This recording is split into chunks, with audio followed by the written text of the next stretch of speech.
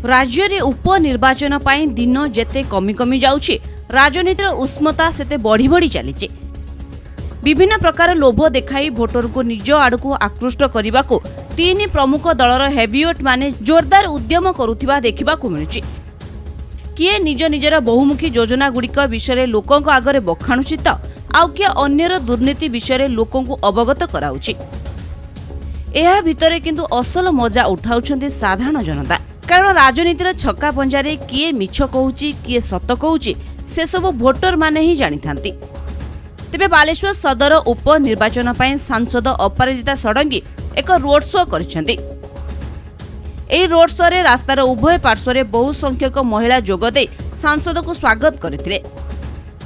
ଏହି କାର୍ଯ୍ୟକ୍ରମରେ ବିଜେପିର ବହୁ ବରିଷ୍ଠ ନେତା ଉପସ୍ଥିତ ମଧ୍ୟ ଥିଲେ। ସେପଟେ ବିଜେଡି ପକ୍ଷରୁ ପରୀକ୍ଷୀ ପଞ୍ଚାୟତରେ ନିର୍ବାଚନୀ ବୈଠକ ଅନୁଷ୍ଠିତ ହୋଇଯାଇଛି। ଏଥିରେ ଦଳର ବହୁ ଜନକଲ୍ୟାଣୀ ଯୋଜନା ବିଷୟରେ ଲୋକଙ୍କୁ ଅବଗତ କରାଯାଇଛି। ବିଜେଡି ଉପନିର୍ବାଚନରେ ଜିତିଲେ ବାଲେଶ୍ୱର ବିକାଶରେ ସହାୟକ ହେବ ବୋଲି ମଧ୍ୟ ଦଳ ପକ୍ଷରୁ ମତ ରଖାଯାଇଛି।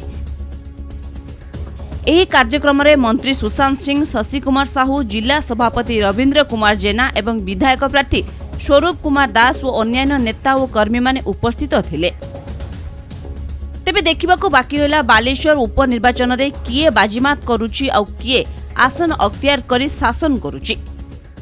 देखुए पूरा 26टा पंचायत 31टा देख म्यूनिसिपालिटी वार्ड रे प्रचार प्रसार विजु जनता दल एमती चली बीजेपी केवल पोस्टर देखा कांग्रेस किसी देखा आपण मैंने अनुभव करेंगे।